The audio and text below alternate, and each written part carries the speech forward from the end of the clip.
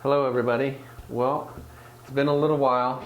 I think it's been a couple of years since we did a board breakdown, but a lot of crazy stuff going on in the world, and honestly, we've just been so busy here. We just put our heads down and just been making boards, and as much as it's been on my heart to have board breakdowns, I've just been trying to get the boards done. And you know, a couple of years where we were in some kind of a lot of hopeless vibe going out in the world, and that saddened us. And so we figured, you know what? Let's put our heads down. Tons of people are ordering boards, and it brings people hope. Puts a smile on people's face. They get out there, get surfing, do something healthy, and you know, surfing is just—it's the best. So we're back. I'm going to try to do more of these board breakdowns because there's tons of exciting things that have been happening here, and it's just that we haven't had much time to get the same media channels and that out, but what's been going on with the boards, that's the most important, is just that we've been surfing and continuing to perfect our craft and been having a good time. People have been stoked. That's always what keeps us going here too, is everybody's so stoked. Makes me want to think of new things and, you know, get energized and new approaches to waves. And so this 2-pack here, this is the Falcon 2 and the Falcon 3, and these boards go together. They're like here's a versatile all-around kind of grovelly but versatile shortboard. So mostly a groveler, but it stays versatile. You can still ride it in a really good way, especially California type stuff where you have, you know, it's not super thumping most of the time. It's, you know, this big, and when you're lucky it's about this big. When you're really lucky it's a couple feet bigger than that. This is the day in, day out model for groveling, making it fun but keeping it performance, but making it easy also. A big key, I think, of today's surfing is keeping high performance surfing easy, because over the years I've just seen this from the time when I was a grom, when boards were super easy to ride in the 80s, late 80s when I learned to surf. They were so easy to ride and you could always show up and have a good time.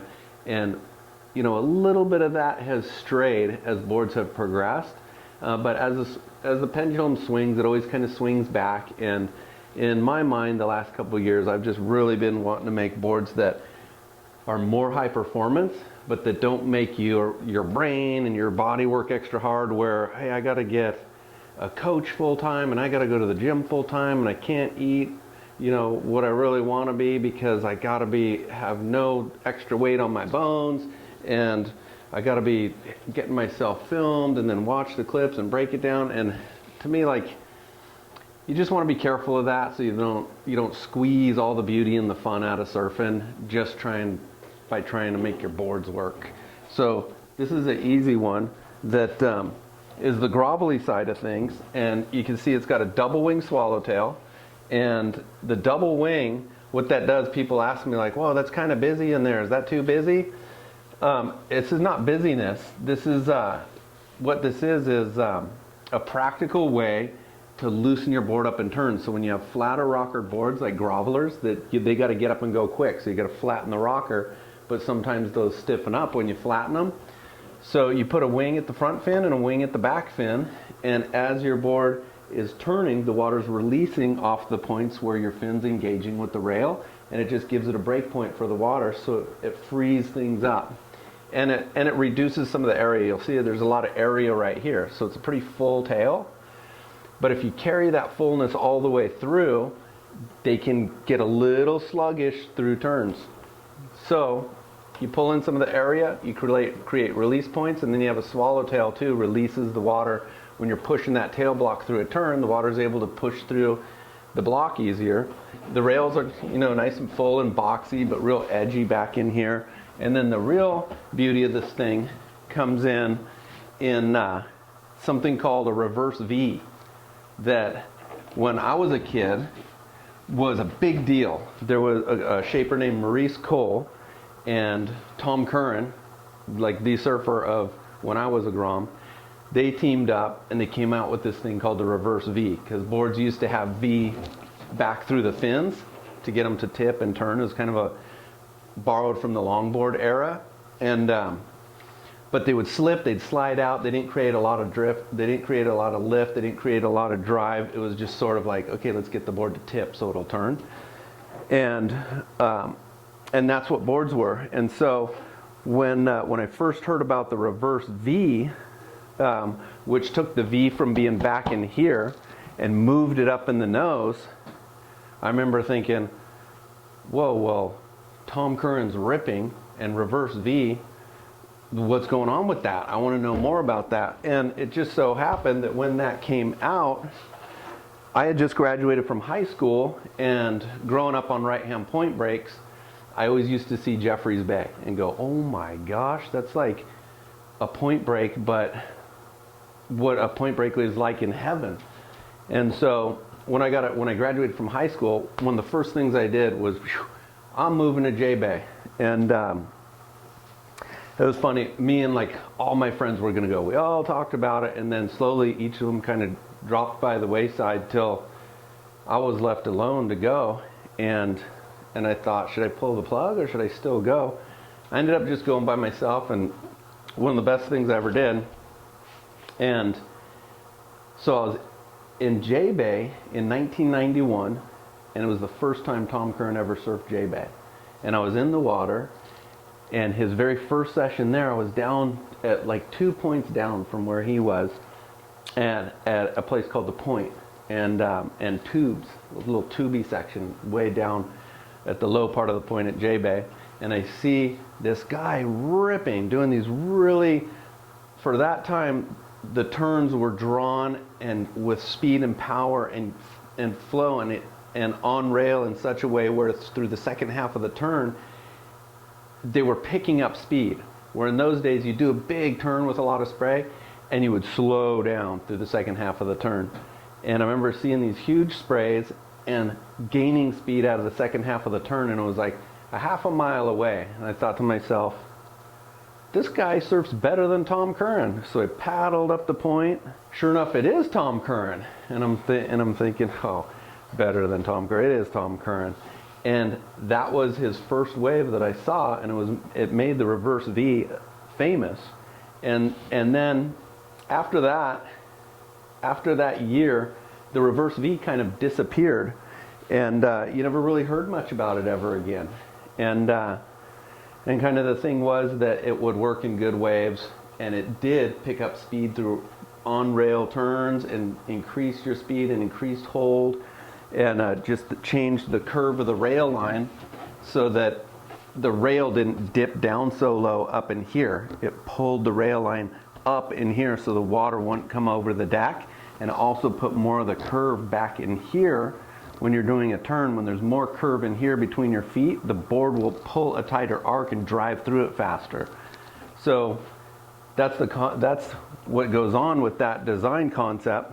And like I said, it disappeared after about a year, and you didn't ever hear about it for like 20 years. And about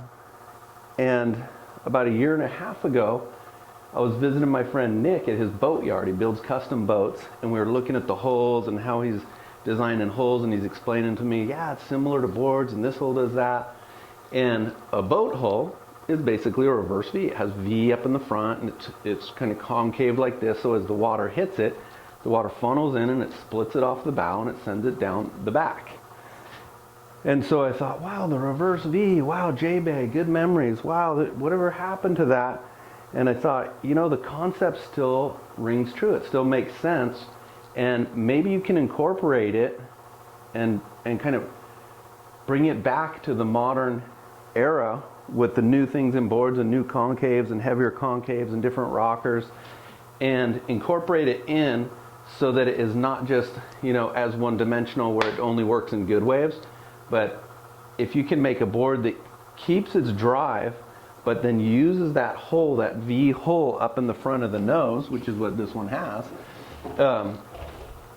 then you're keeping the water splitting as it enters your board. And so you can actually drop your rocker and then just pull the rail line up. So it paddles faster, gets into boards faster, rides more like this, like it feels like it rides like that. And it keeps water from wrapping around, getting water onto the deck. Because one of the key things about great surfing is when you're turning a full rail carve, you don't want water pouring over the deck and kind of hiccuping the board, and then you have to, you know, kind of milk the clutch, if that's terminology, if you're like a race car driver and you got to milk the clutch. The same thing in surfing. When your rockers or concaves are driving through a turn, you don't want to have to like, whoa, milk the clutch, otherwise I'm going to bury the nose. And so the Reverse Vee does that. And so I thought, you know, why don't we drop all the rocker, drop the entry, Reverse Vee it, and then where back in the day it just had real subtle, you know, doubles through the tail. I thought, you know what, let's dig this out like a 1/2 inch, put not only a deep single through the back half of the board, but then full barrel concaves inset into the single, because that'll create an immense amount of compression through the back half of the board. And so that's what I did on this board. Everything's flattened, it's a Reverse Vee, and then it transitions to a shallow single to a really deep single, and then doubles full barrel through the entire length of the rail line.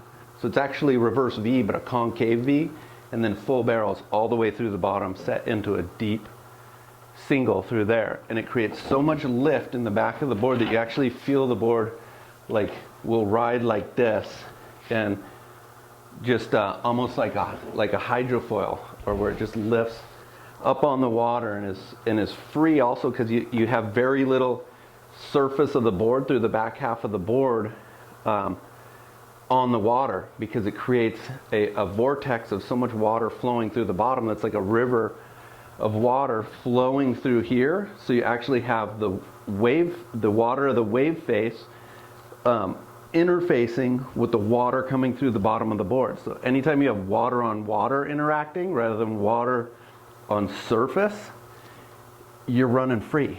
So that's what I got going on with this board.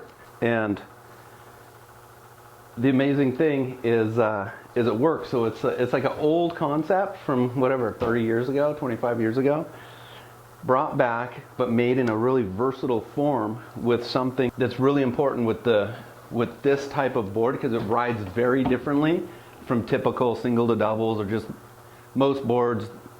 What's going on right now with most boards, the whole engine's in the back half of the board. The front half of the board with the Reverse Vee, that keeps the water off the front rails and the nose, keeps water from coming across the deck. This just keeps the water moving in the right direction, but the actual engine of the board is from your front foot back through here. And some people will say, oh, well, what happens when you hit a dead spot? And I'm a front-footed surfer, so you know it'll bog on me in the dead spots, because I'm not a back-footed surfer. I can't stay just riding the back half of the board. Well, here's what's cool about that. Whether you're a front-footed surfer or a back-footed surfer, when you get in the piece of the wave that really is the chunky bit, that has the power, that lets you turn and do maneuvers the way you want to be, it doesn't matter if you're a front-footed surfer or a back-footed surfer. Everyone, you're back on the back half of the board, because the wave's generating the energy that you don't need to front foot it. You're back here and you're driving through your turns. And that's really where you ought to be, is standing on the back half of the board. So this, you don't need to shift forward to get it to zip through the dead spot, and you don't need to surf it front footed. So if you've always been a front footed surfer that says like, I wish I surfed more off my back foot, but I'm just not wired that way, this will get you back there, because it creates such an engine off the tail of the board that it actually lets you stay back there and not have to shuffle the board. So that's a beautiful thing, because that's really where we all want to be. That's where we strive for, is like, where's that piece of the wave that I can do something? You know, we're not looking for where's the dead spot in the wave where I have to front foot it and try to get through. We're looking for, okay, there's the piece there I want to get to. Okay, I want to get back. Okay, this piece here. We're always looking for the energy source. So this kind of takes and puts an energy source right in your board, right here, so you can stand on the back half and just let her run. And what's beautiful, which is the same thing as the original Reverse Vee concept, had, but this is kind of like that, but with steroids, is it shifts all the curve of the board to between your feet. And so, like I said earlier, anytime you have a board that's like that, what it does is it stays on rail. So it's always going on rail this way into the wave or onto the opposing rail. And so it's a continual motion of like rail to rail, but without having to be like, I've trained with my coach for the last year and I've concentrated and I've ridden my skateboard and practiced and I've strengthened my legs just to be able to make a board do that. This board already has that built in to where it wants to run that track already. And so that's probably the raddest thing about the Falcon 2 and over there the Falcon 3, which is its shortboard counterpart, is that you hop on these and they got the drive to stand on the back half of the board. Here's the shortboard counterpart. Same concept with the rocker in the bottom, just different outlines.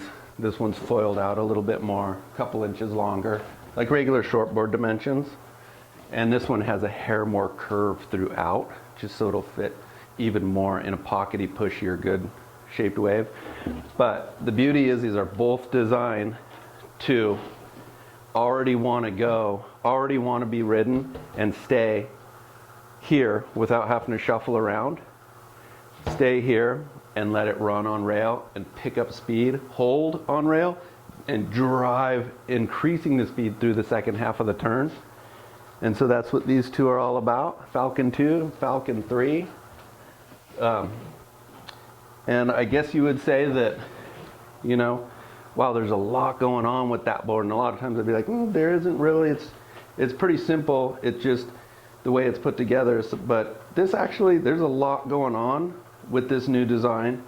And, you know, a lot of things from the past that worked and were touched on that I think need to be revisited.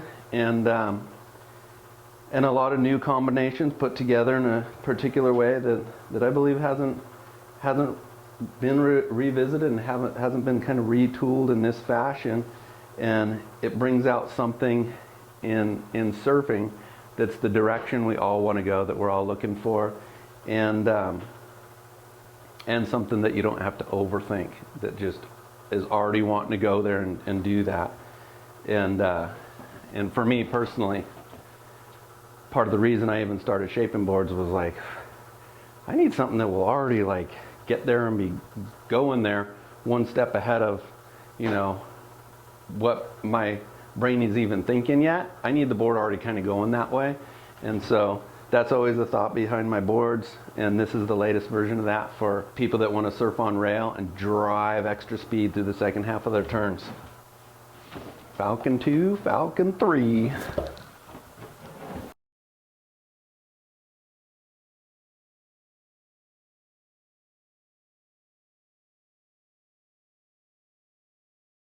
The first day I rode it, it was at my house at Lake Worth Pier, and a couple friends were out, and I remember getting this first wave, and it was flying. The thing was going so fast, and I remember I went into a turn really strong, and it fully held in and like bit back and threw the turn even better, and I was going, what's this?